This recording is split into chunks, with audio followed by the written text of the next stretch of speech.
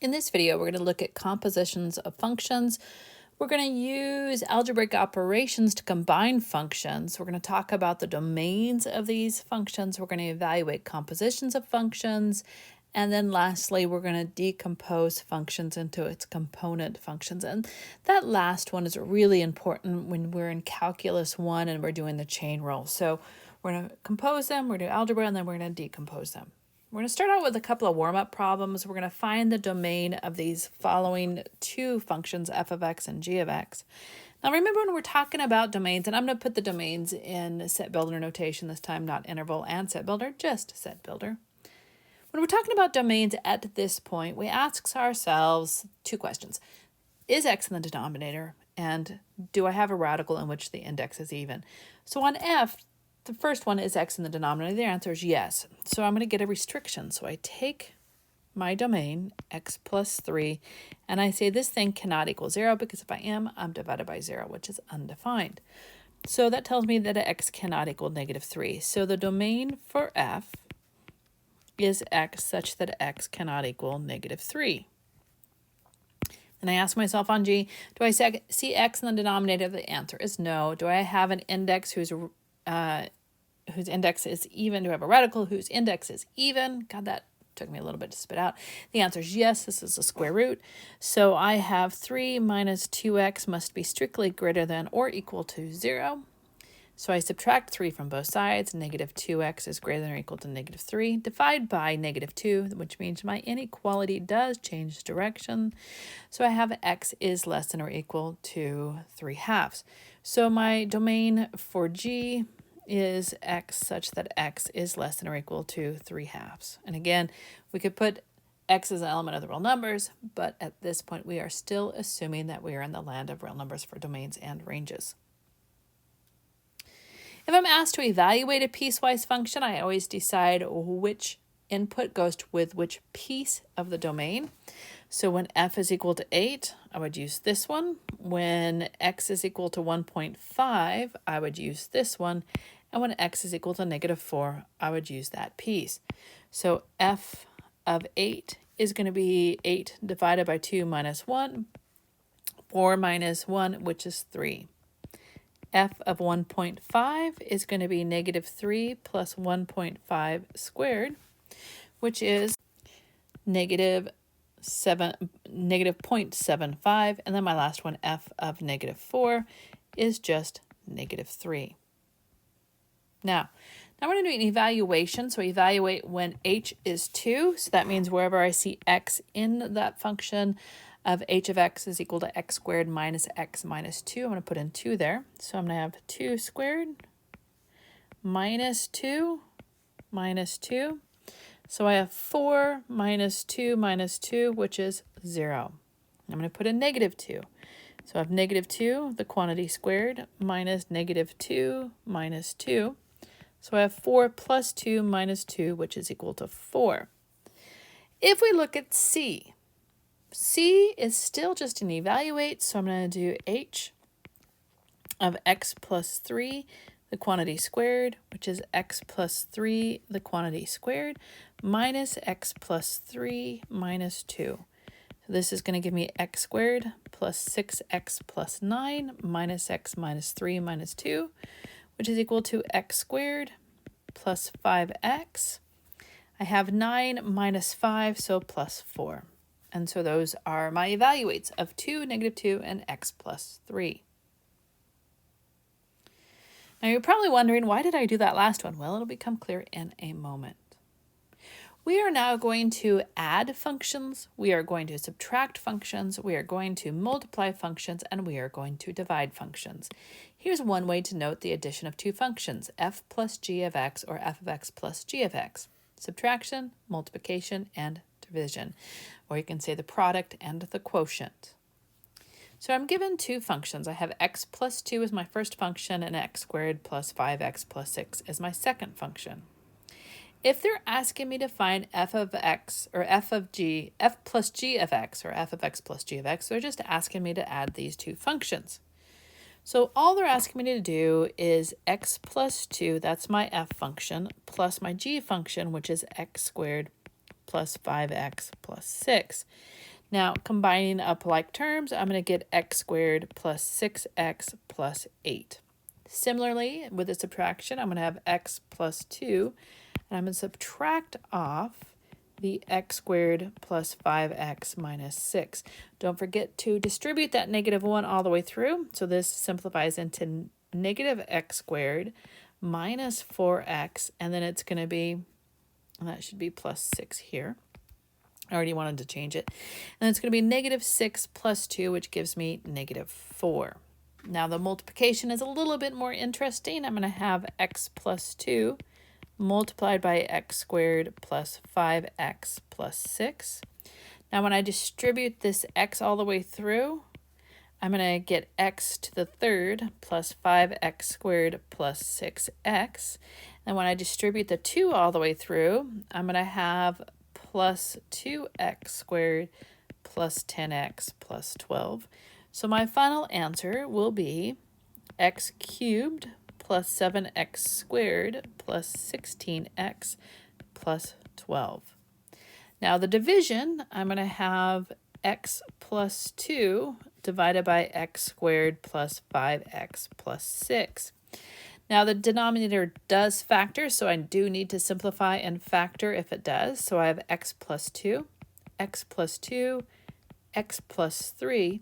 So this does simplify into x, or excuse me, 1, because I have the numerator and one of the factors in the denominator will cancel. So I have 1 over x plus 3. Now I'm going to go ahead and do g of f of x, or g divided by f of x. So I have x squared plus 5x plus 6 divided by x plus 2, which we know this is x plus 2, x plus 3 divided by x plus 2, and I get x plus 3. And then I'm asked to evaluate this, and I'm going to say no solution. And you're going to say, wait a minute, can't I put -2 right here? Can't I put it right here? The answer is no. Why? Because of this. Let's go back up here. It says I get to do this division, provided, of course, my denominator will not be 0. If I put -2 into x plus 2, that would be, of course, 0.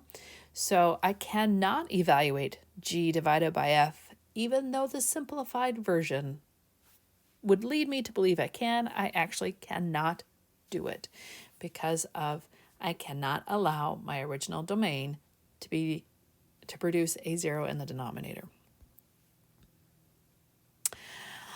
All right, so let's find then not just the sums, difference, products, and quotients, but also their domain.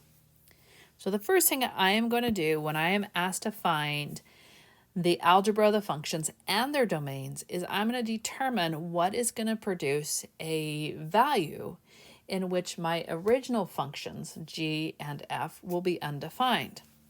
So for f, the domain of f, now remember I said x, or 2 minus x is greater than or equal to 0, and I solve, and so my domain for f, and I'm going to do this in interval notation, is that it has to be, and it's not that way, it has to be, x has to be less than or equal to 2.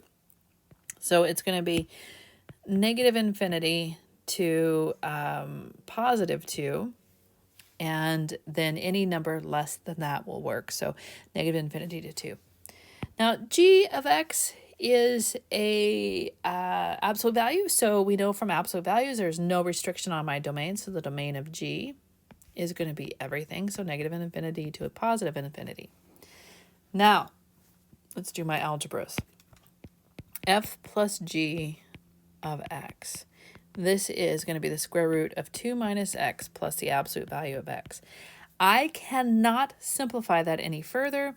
My domain is going to be the overlap of both of these, and the place in which they are both defined is between -infinity and +2.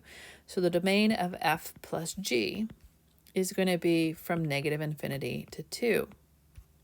My f minus g of x is going to be the absolute, or is going to be the square root of 2 minus x minus the absolute value of x. And my domain is, again, the overlap, which is exactly what I had from before, f minus g, negative infinity to 2. Now I'm going to do my product, so f times g of x is going to be the absolute value of x multiplied by the square root of 2 minus x. My domain here of the product is, again, the overlap. So basically, here's the gist. Once you find the domain of the addition, it'll be the same for the subtraction and the product. It's not true with the quotient. So f divided by g of x is going to be the square root of 2 minus x over the absolute value of x. Now this domain is going to be the overlap, and I have to think about any restriction that g, because it's in the denominator of x, is going to produce. So I know that the overlap is from negative infinity to 2. However, I have to exclude 0 because of that denominator. So then my domain is going to go from negative infinity to 0 non-inclusive, and then from 0 to 2. My g of f of x is going to be the absolute value of x over the square root of 2 minus x. And again, I want to pay attention to my domain. My domain is this. Since it's in the denominator, I don't get to have 2. So my overlap is negative infinity to 2, but non-inclusive. So my domain of g of f is negative infinity to 2, non-inclusive. Now let's take a look at part B here. So the first thing I'm going to do is determine what my domain of f is. And my domain of f is everything but 0. Union between 0 and infinity. My domain of g, well, it's a square root, so that's going to be, it has to be 5 or larger, so 5 to infinity. Now my additions, again, and you know, I'm going to be honest, I chose the algebra so we can focus really more on the domains than the simplification of the algebra of these two functions. So I just want to say none of these will simplify. Addition, subtraction, and multiplication really won't simplify. And I did that for a reason, because I really wanted to focus on domains. So f plus g of x, f minus g of x, and f multiplied by g of x. I'm going to let you do the algebra. I'm just going to tell you what the domains of these are going to be. And again, I'm going to do with interval notation. You're going to use set. Oh, you know what? I want to do set builder, I think. So the overlap on this one, I'm going to use set builder. The overlap is x such that x has to be greater than or equal to 5. Because the restriction that I have here is that I can get anything but 0, and this restriction is it has to be 5 or larger. The place in which they're both defined is 5, the number 5 or larger. Now, let's talk about the division. So f divided by g of x. And this here, I'll do the algebra too. This is going to be f, which is 1 over x over, and then I have the square root of 5, or x minus 5. Now this one I will simplify. It's going to be 1 over x, the square root of x minus 5. And again, the domain of f divided by g, I'm going to use set builder. I don't get to have 0, but that's okay, right? It's okay I don't get to have 0 because the overlap between these two is it has to be 5 or greater. So this is one of the few times in which the domain of the division will actually match the domain of the product, sum, and the subtraction. Doesn't happen that often. Okay. Ooh, wait, it doesn't match because I don't get to have inclusive. I was so excited there. It's non-inclusive because of the fact that I can't let the denominator equal 0. If I let x equal 5, then the square root part would be 0, and so it's not actually matching. So then my last one is g divided by f of x, where g is the square root of x minus 5. My denominator is 1 over x. This simplifies into x the square root of x minus 5. Now, my restriction here, my domain still can't be 0 to begin with, but the overlap between everything but 0 and greater than 5 is greater than 5. So this one is the one where the domain of g divided by f will actually match the product and the sum and the subtraction. So x such that x is greater than or equal to 5. Now, let's talk about composition. That very first question that I did was a composition. Well, actually, it wasn't the first. It was the last question where I evaluated x or h plus 3 or whatever I evaluated it as. That is a composition. I put one function inside of another. That is a composition. So when I have the output of one function is then used as the input of the other function, that is composition. I shove one inside of the other. The domain of the composition is all the x's so that the domain is defined in the inner function and then it's defined at the final answer. So this is what it means. In most cases, f of g of x very rarely equals g of f of x. When we do inverses, it's true. That's how we check for inverses, but we're not checking for inverses unless they're inverses. This is not true. Okay, this is not true. Here's the notation. Fog, you feel like you're in a fog? Yeah, I get it. F of g of x can be wrote as f of g of x. So write the notation the way that makes most sense to you, but you need to be fluid between the two types of notation and understand what they both mean.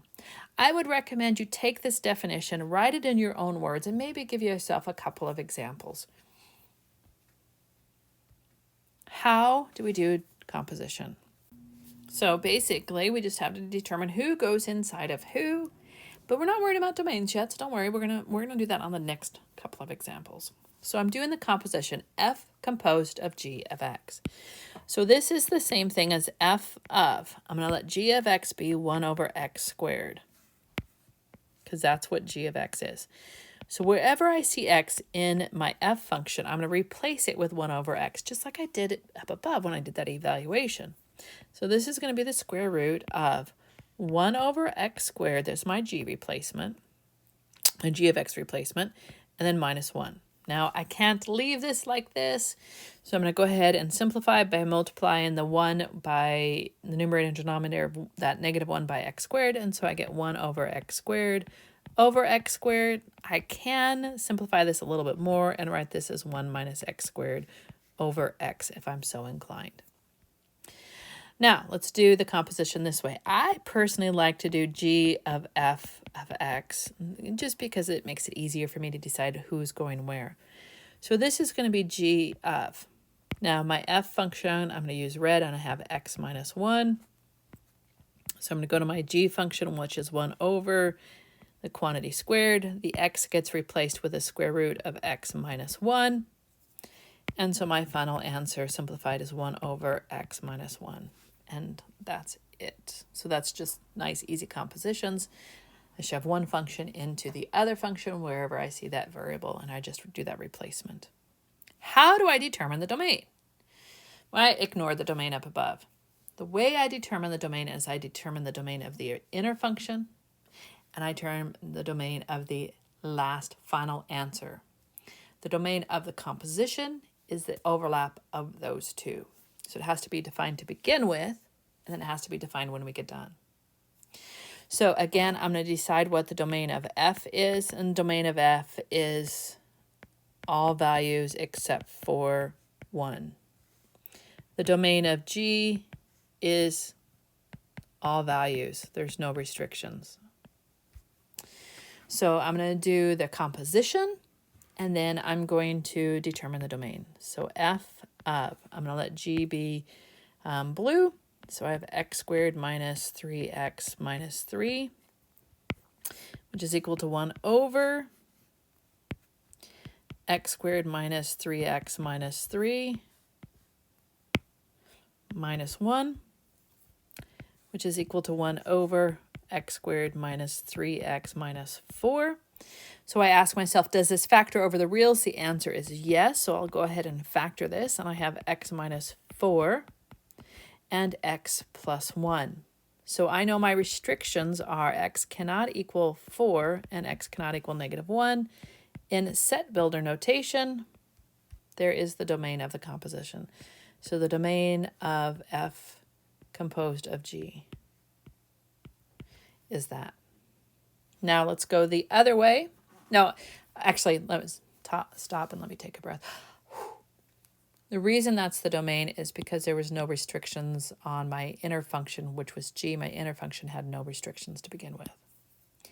Now, let's go to my second one here, my second example. And I'm asked to do g composed with f of x, which is g composed of 1 over x minus 1, which is equal to 1 over, everywhere I see x and g, I'm going to write this as 1 over x minus 1, the quantity squared, minus 3, 1 over x minus 1, minus 3. So 1 over x minus 1, the quantity squared, minus 3 over x minus 1, minus 3. Now I'm going to write this as a single fraction, so I'm going to go ahead and multiply numerators, denominators by whatever makes my LCD be the same. So I have 1 minus 3, x minus 1, minus 3, x minus 1, the quantity squared, all over x minus 1, the quantity squared. And you're thinking, what did I do? Well, I'm missing x minus 1 here.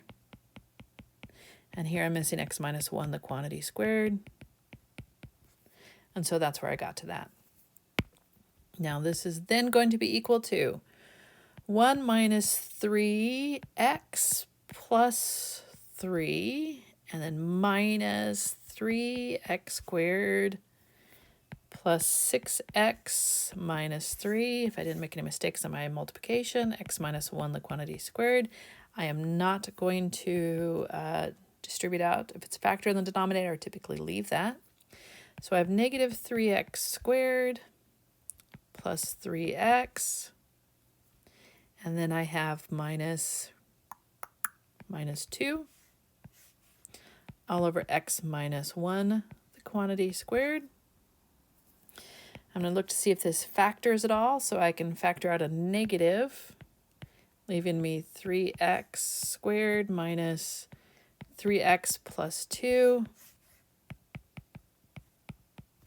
And that doesn't look like it's going to factor very well. So there is my answer of the composition, my domain. And I'm going to go back all the way over here. How do I get g of f?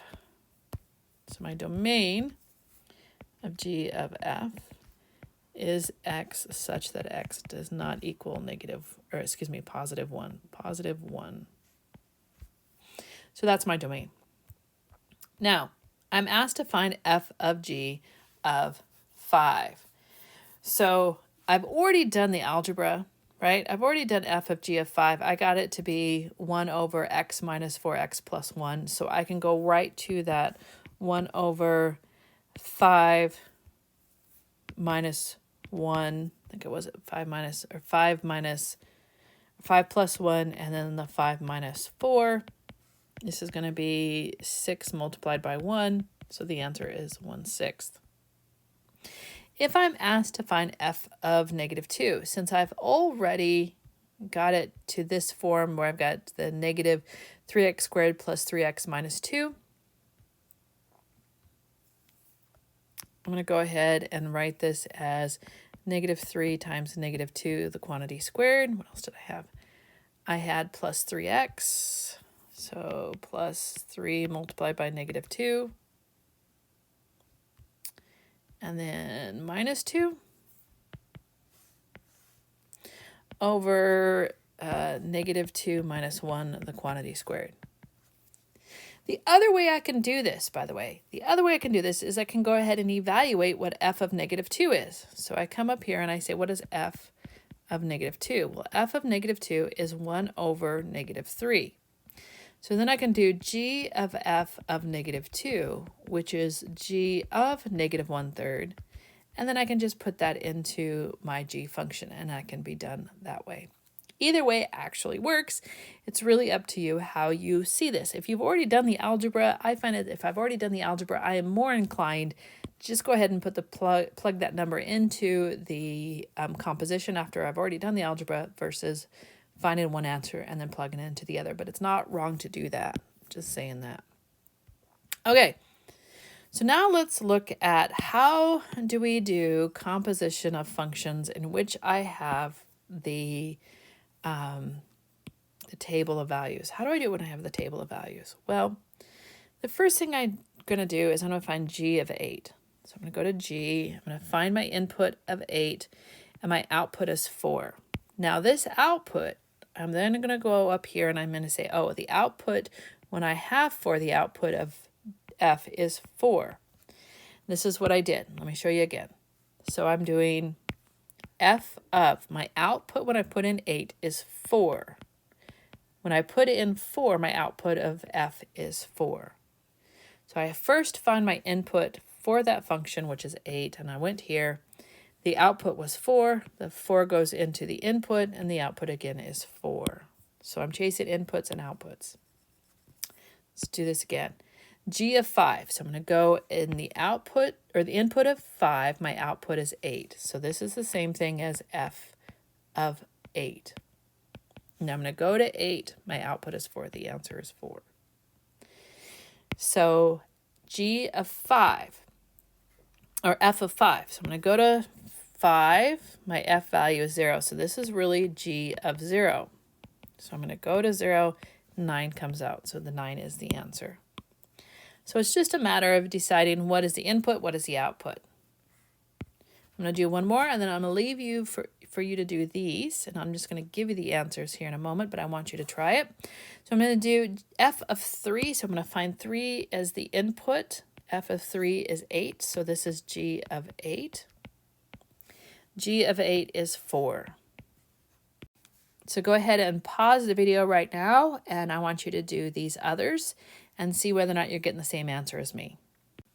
So here are the answers for f of 4, f of 1, g of 2, and g of 6. If you're not getting the same answers, let's talk about it in class. Make note of it, and we'll talk about it.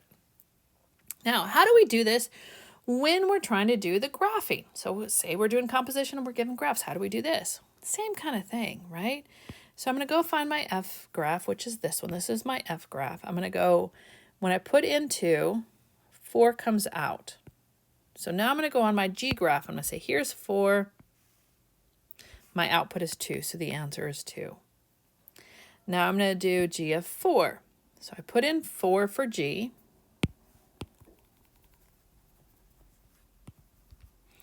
So I'm going to go put in 4 for g. My output is 2. So I put in 2 for f, and my output is 4. Now I'm going to do double composition. So I'm going to go to -2. I'm going to go to f of -2. So f of -2, my output is 4. So I'm going to go over here to 4 on the g graph. My input is 4. My output is 2. I'm going to go back over here on my f graph. So this is where I am. I have f of g of 4, which is then f of 2. And put in 2, and 4 comes out. So my answer is 4 when I get totally done. Double composition. And all I'm doing is I'm chasing inputs and outputs. The output for one becomes the input for the next one. And that's compositions. Last part of this is decomposing this. Decomposing is I'm trying to decide what would be the best choice for the inner function and what would be the best choice for the outer function. And you don't get to use, by the way, x as being your inner function. You have to use something else. So we know the cube root is a parent function, so this would be a really good choice for the inner function. So I think g of x, a good choice for g of x would be x squared minus 8. A good choice for my outer function is the parent function. So I think f of x, a good choice would be the cube root of x. Now, if I shove this into here, do I get h? The answer is yes. That's a really good choice for the outer function and the inner function. Outer function being f, inner function being g. What about this one? This one's a little bit more interesting. Now I said that you can't use x, but you certainly can use an inner function of g of x to be x cubed. If my inner function is x cubed, then each one of these could be replaced with x if that is my outer function. So f of x could be just x over x minus 1. Now if I shove, and that should be cubed, g should be x cubed. If I shoved x cubed into f of x, do I get h? The answer is yes. And then my last one here, a good choice for my inner function is the x minus 1. So I think that g of x is equal to x minus 1, and that means my f of x would be 2x squared minus 5x plus 7, and this loops right back to what we started out with in our very first warm-up. Well, not the first warm-up, but one of our warm-ups, the last one we did in our warm-up. This was, I said, a composition. There's a composition. Here's some things I want you to ponder. When would addition or subtraction of functions be found in everyday life? When would division and multiplications of functions be used in everyday life? And when would compositions of functions be used in everyday life? I want you to contemplate these, and we might discuss this in class. It might show up on a quiz, it might show up on a test. So please come in and expect to be able to answer it, or at least have discussions about it. And that's it for this section. Another nice, quick video.